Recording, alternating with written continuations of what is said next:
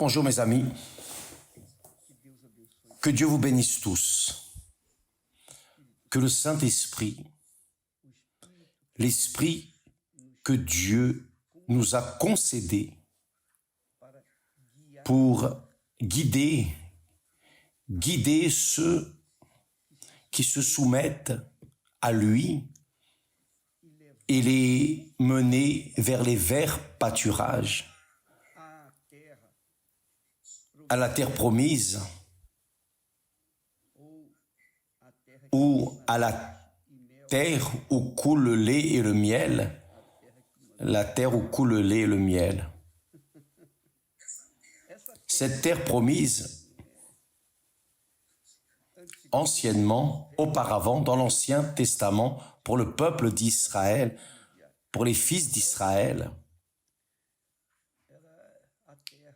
c'était la terre où Abraham avait été envoyé, la terre de Canaan. Mais aujourd'hui, après que Jésus, notre Seigneur, est venu sur terre et a donné sa vie, Jésus a donné sa vie. Il a laissé la gloire excellente des cieux et est venu ici sur terre.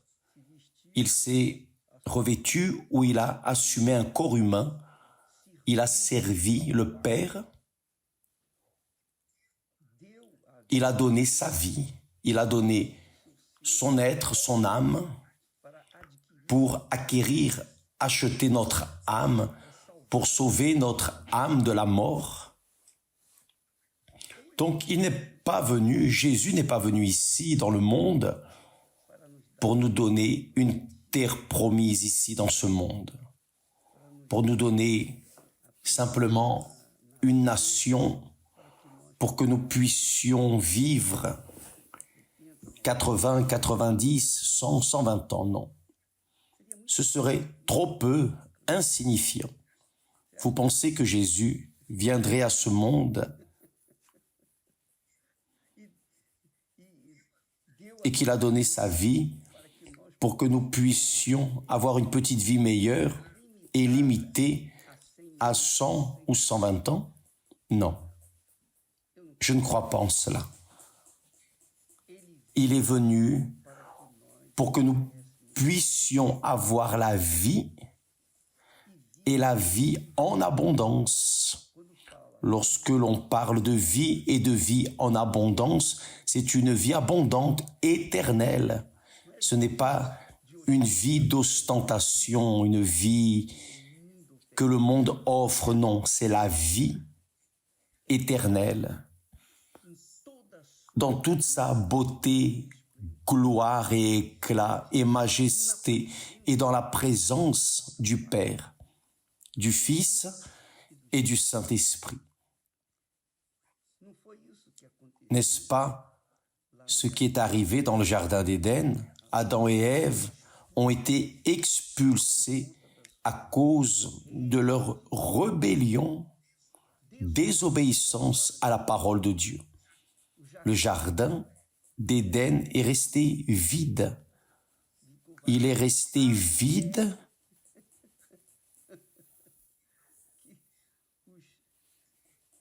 jusqu'à ce que ceux qui ont été rachetés par le sang du Seigneur Jésus puissent être rachetés et alors y retourner. La terre promise, c'est ce jardin-là d'Éden, qui est où était Lucifer, là aux cieux. Il était là. Il servait Dieu jusqu'à un certain point. Et lorsqu'il s'est rebellé, il a aussi été expulsé. Donc, le jardin de Dieu est la terre promise pour toute l'éternité, pour évidemment ceux qui vaincront le monde, vaincront le diable, vaincront leur propre volonté, leur propre ego et chair. Donc, pour que cela vienne se produire, dans notre vie, de chacun de nous, il faut que nous écoutions et obéissions à sa sainte parole. Et il dit ici, le texte sacré, Deutéronome chapitre 6, verset 4 dit ainsi, « Écoute Israël, écoute Israël, l'Éternel, notre Dieu, est le seul éternel. L'Éternel, notre Dieu, est le seul éternel. C'est le commencement de la foi chrétienne. Jésus-Christ est le Seigneur. Seigneur Jésus-Christ, Seigneur, se réfère au Dieu Père. Jésus au Dieu Fils. Christ se réfère au Saint-Esprit. Seigneur Jésus-Christ. Lorsque nous le faisons notre Seigneur, nous le considérons comme notre Seigneur, unique Seigneur. Il n'y a pas d'ange, d'archange, de chérubin, de séraphin. Il n'y a pas de saint, de sainte. Lui, Jésus-Christ, est le Seigneur. Lorsque nous comprenons qu'il est l'unique Seigneur, alors nous allons aussi comprendre que nous tous, nous sommes serviteurs, vous, moi, nous tous, peu importe la condition sociale, économique, la race, la couleur, rien n'importe, ce qui compte est le suivant. Il est l'unique Seigneur et tous ceux qui croient en lui se considèrent serviteurs et qui ne le considère pas est aussi serviteur, voulant ou non, sera serviteur, sera obligé à être serviteur, jamais Seigneur. Donc la personne peut avoir l'argent qu'elle a, le pouvoir qu'elle veut de ce monde, mais elle sera seulement de ce monde. Quand elle meurt, c'est fini. Elle comprendra vraiment qu'il n'y a qu'un seul Seigneur. Et elle est servante. Donc, lorsque nous commençons, lorsque nous comprenons, méditons dans la parole de Dieu, nous comprenons Dieu, nous commençons à comprendre Dieu. Il se révèle à nous à travers sa parole. Il nous fait comprendre. En ce moment, vous comprenez, je suis sûr, Jésus-Christ est le Seigneur, l'unique Seigneur. C'est le titre de l'Église universelle du royaume de Dieu. Sur le nom de l'Église universelle est Jésus-Christ est le Seigneur. Il est Seigneur, il est le souverain Seigneur. Et toutes les autres créatures, tout ce qui existe dans les cieux, sur la terre, sous la terre, sont servantes. Et rien de plus. Et rien au-delà de tout cela. La personne peut avoir le pouvoir, comme je disais, qu'elle a dans ce monde, mais elle peut être Seigneur du monde, comme cela arrivera avec l'Antéchrist lorsqu'il viendra. Il sera Seigneur durant 7 ans. 7 ans. Il sera Seigneur ici sur terre. Évidemment, des incrédules, parce que les chrétiens auront déjà monté. Ils auront été enlevés, mais il sera Seigneur pendant 7 ans ici. 3 ans et demi, les premiers 3 ans et demi, il sera bon, il sera un pacificateur. Mais ensuite, lorsqu'il aura pris possession du seigneuriat de tous, alors il montrera les ongles, il sera cruel, mauvais, perverse, le propre Satan. Ce sera le propre Satan. Mais juste pour un temps. Ensuite, il prendra fin. Donc, seul le Seigneur, seul l'Éternel est Dieu. Il est dit, écoute Israël, l'Éternel, notre Dieu, est le seul Éternel. Vous savez pourquoi il est le Seigneur, mes amis? Laissez-moi vous dire. Faites attention, vous allez bien comprendre. Voyez, lorsque vous êtes mariés, lorsque nous nous marions, que se passe-t-il? Nous engendrons des enfants. Nos enfants, toujours, pour toute la vie, seront ou bien ou mal soumis au seigneuriat du père ou de la mère, n'est-ce pas ainsi? Le père ou la mère peuvent être les personnes les plus insignifiantes de la terre. Et l'enfant, le fils, la fille, peut être la personne la plus puissante de la terre. Mais le père et la mère de cette créature seront toujours plus grands que le fils ou la fille ici, dans ce monde, toujours. Parce que ce sont eux qui ont engendré cette créature. Ainsi est Dieu. Il est le Père. Savez-vous ce que veut dire Dieu Père? Cela veut dire qu'il est le commencement de toute chose.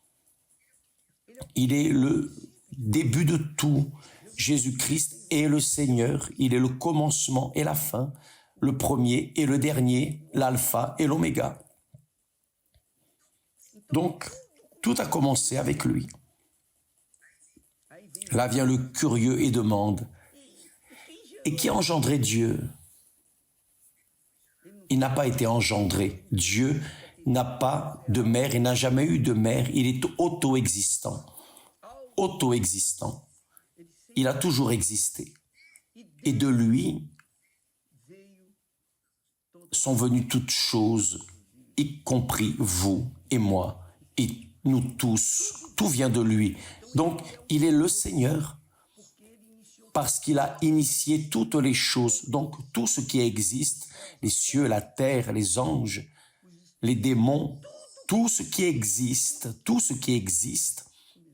a commencé avec Dieu. Et là, vous allez dire, évêque, mais ça veut dire que Dieu a créé le diable? Non, Dieu n'a pas créé le diable, comme Dieu n'a pas créé Adam et Ève rebelles. Dieu a créé Lucifer, qui veut dire rempli de lumière.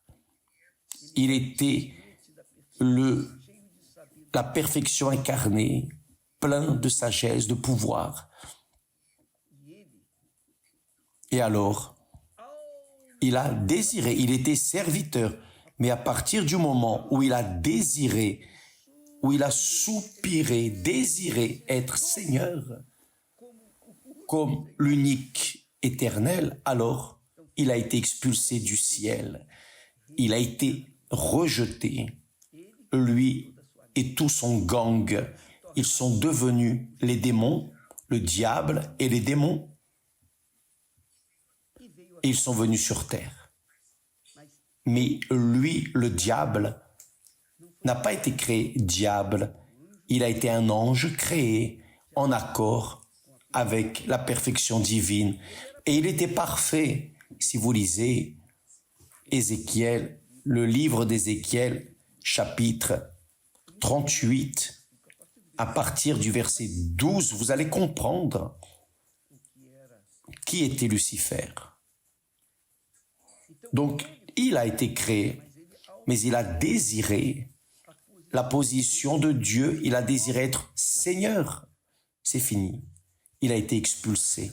Adam et Ève ont été créés, comme vous le savez déjà. Adam et Ève étaient l'image de Dieu. L'homme a été fait à l'image et à la ressemblance de Dieu. Voyez la position de l'être humain. Adam et Ève ont été créés parfaits à l'image et à la ressemblance de Dieu. Ils avaient la domination de toute la terre sur les cieux, la mer et l'air. Et la terre, la mer, la terre, les airs et la mer. Ils dominaient tout. C'est-à-dire Dieu leur a donné le pouvoir, l'autorité. Il n'y avait rien dans le jardin d'Éden qu'Adam et Ève ne pouvaient profiter, sauf une chose, l'arbre de la connaissance du bien et du mal. Mais le serpent, maintenant, c'est le serpent, le diable, a incité, a suggéré, a parlé. Et Ève a fini, à cause de la curiosité, a fini par goûter le fruit qu'elle savait, et elle savait. Adam lui avait dit, oh, nous pouvons manger tous les fruits. Cet arbre, on ne peut pas y toucher, encore moins en manger, car le jour où nous y toucherons, nous mourrons. Dieu a déterminé cela, c'est fini, c'est ce qui est arrivé, et c'est ce qui arrive. Quand Ève a écouté la voix du diable et qui lui a dit ainsi, non, tu peux manger, Dieu ne veut pas que tu sois comme lui. Voyez, en d'autres mots, si tu manges de ce fruit, tu seras comme Dieu. Le diable a suscité en Ève le désir de vouloir être Seigneur également. Lorsqu'elle a touché le fruit, elle est tombée. Et ensuite, elle a pris également Adam avec elle. Le diable, incité par son propre désir, a désiré être Seigneur. Il a été expulsé du ciel. Adam et Ève voulaient être Seigneur, voulaient également avoir le pouvoir de connaître le mal. Ils ne connaissaient pas le mal. Le mal n'existait pas jusqu'alors dans leur vie. Parce qu'ils ne connaissaient que le bien. Pourquoi connaître une chose dont vous n'avez pas besoin? Pourquoi vouloir une chose dont vous n'avez pas besoin? Mais la vanité, l'orgueil, le désir, la convoitise de vouloir être un peu plus au-delà de ce que vous êtes, point, c'est fini. C'est ce qui est arrivé à Lucifer et à Adam et Ève, et nous sommes le résultat de la rébellion d'Adam et Ève. Et ne venez pas avec cette histoire, ah, mais je n'ai pas de culpabilité, c'est Adam et Ève qui ont péché. Si c'était vous, vous feriez ça et vous le faites. Nous tous, nous faisons cela. N'importe qui d'entre nous. Tant que nous ne connaissons pas le Seigneur notre Dieu, le seul éternel, nous voulons être Seigneur aussi. Nous désirons le seigneuriat. Vouloir être servi au lieu de vouloir servir Dieu. Donc, mes amis, le grand problème de l'être humain est celui-ci. Parce qu'il veut être servi, et qui est servi, c'est le Seigneur. Oui ou non? C'est le Seigneur qui est servi. Non le serviteur. Si vous voulez être au-delà de serviteur, servante, vous allez perdre. Vous allez perdre parce que c'est l'histoire. C'est l'histoire et l'histoire se répète.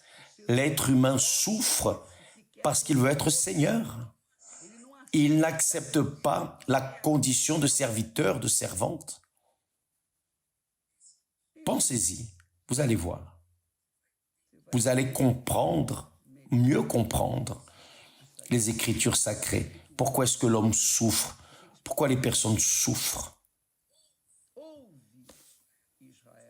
Écoute Israël. Aujourd'hui, Dieu dit, écoutez tous les peuples. L'Éternel, notre Dieu, est le seul éternel. Le seul, il n'y en a pas d'autre. Il n'y en a pas d'autre. Lui seul est saint, saint, saint. Lui seul est digne de tout l'honneur, de toute la gloire et louange. Lui seul et personne d'autre. Voyez, cela vaut même la peine. Je vais m'étendre un peu plus, mais ça vaut la peine de se rappeler ici ce qui est écrit, qui parle au sujet du Seigneur Jésus. Voyez pourquoi lui a été élevé souverainement. Vous pouvez prendre là en Philippiens le texte chapitre 2 et à partir du verset 5 où il est écrit, voyez, le Saint-Esprit parlant à travers l'apôtre Paul dit, ayez en vous les sentiments, le même esprit. Dans l'original hébreu, il est dit esprit. Ayez en vous les sentiments qui étaient en Jésus-Christ, existant en forme de Dieu, il n'a point regardé son égalité avec Dieu. Jésus était Dieu, mais ici dans le monde, il a assumé le rôle de serviteur. Il était Dieu, il avait la forme de Dieu, mais il n'a point regardé son égalité avec Dieu, être semblable à Dieu, comme une proie à arracher, mais il s'est dépouillé lui-même. Et réellement, Jésus a été maltraité. Il s'est dépouillé lui-même en prenant une forme de serviteur, c'est-à-dire de Dieu. Il est devenu serviteur en devenant semblable aux hommes. Et il a paru comme un vrai homme. Il s'est humilié lui-même. Il s'est humilié lui-même, se rendant obéissant jusqu'à la mort. Le serviteur obéit. Seul le Seigneur ordonne. Le serviteur obéit, juste ça. Partez de ce principe. Mettez la parole de Dieu dans ce niveau. Le serviteur sert. Et Dieu est servi. Un seul est Seigneur et Dieu. Le reste est serviteur. Il y a les serviteurs qui obéissent et ceux qui n'obéissent pas. Donc ils cessent d'être serviteurs de Dieu. Ils seront serviteurs d'eux-mêmes ou indirectement du diable. Donc, il s'est humilié lui-même. Jésus s'est humilié lui-même, se rendant obéissant jusqu'à la mort, même jusqu'à la mort de la croix, qui était la mort la plus abominable, humiliante, maudite. Tous ceux qui mouraient sur la croix étaient maudits. Ils étaient littéralement maudits. Ils étaient crucifiés, nus, pour que la honte puisse être exposée.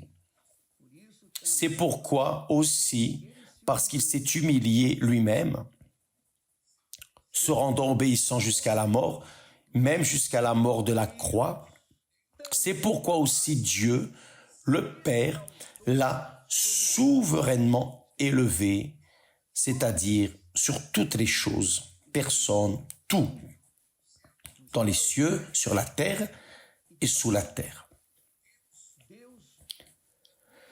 C'est pourquoi aussi Dieu l'a souverainement élevé et lui a donné le nom qui est au-dessus de tout nom, le nom qui est au-dessus de tout nom, afin qu'au nom de Jésus, tout genou fléchisse dans les cieux, sur la terre et sous la terre, et que toute langue confesse que Jésus-Christ est Seigneur, à la gloire de Dieu le Père. C'est-à-dire, il y a ceux qui ne confessent pas Jésus-Christ comme Seigneur, mais évidemment, indirectement, confessent que le diable est le Seigneur de cette personne. Et là, vous voyez le résultat de la vie de cette personne. Jésus a dit, celui qui me sert le Père l'honorera. Tout comme mon Père m'a honoré, mes serviteurs seront honorés également. Donc, mes amis, évaluez votre vie, parce que parfois, je parle de manière générale, parfois, vous allez à l'église, louer Dieu, adorer Dieu, vous servez Dieu, vous êtes une personne qui sert Dieu à l'intérieur de l'église. Mais quand vous sortez de l'église, vous cessez de servir Dieu pour vous servir vous-même. Ou alors, cherchant, désirant être servi par les autres. Donc, vous avez déjà cessé d'être serviteur de Dieu, car vous n'êtes serviteur que dans l'église, mais dehors, vous vous servez vous-même. Vous êtes seigneur de vous-même. Donc, vous ne servez pas Dieu. Le serviteur de Dieu est serviteur de Dieu dans la cuisine, dans les toilettes, dans la salle, la porcherie. Où cela est nécessaire, où il est serviteur. Le serviteur n'a pas le droit d'arriver et de dire « Ah, je veux servir ici ou là ». Non, le serviteur ne choisit pas où il va servir. C'est le Seigneur qui le met à la place où il doit servir. Parce qu'il est serviteur. Donc, si vous n'êtes pas serviteur de Dieu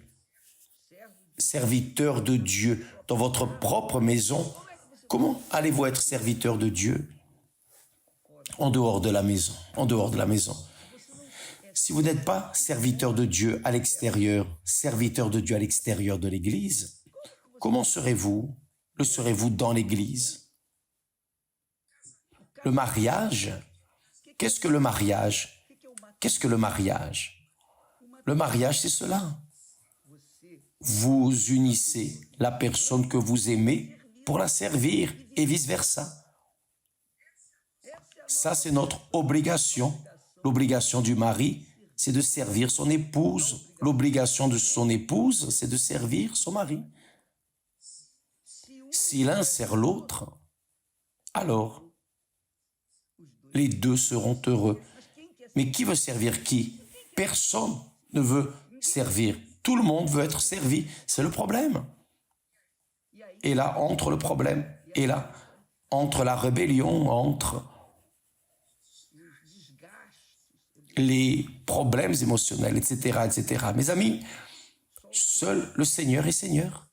Vous êtes serviteur, vous pouvez avoir le poste que vous avez, vous pouvez occuper le poste le plus important de ce monde, comme celui de l'Antéchrist, mais un jour, vous allez descendre, vous allez tomber, et vous savez cela.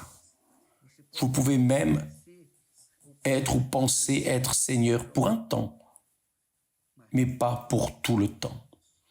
Parce que seul le Seigneur est Dieu. Seul le Seigneur est Dieu. Seul lui est Seigneur. Qui veut dire lui seul est le chef et personne d'autre. Tous les autres sont serviteurs, directement ou indirectement.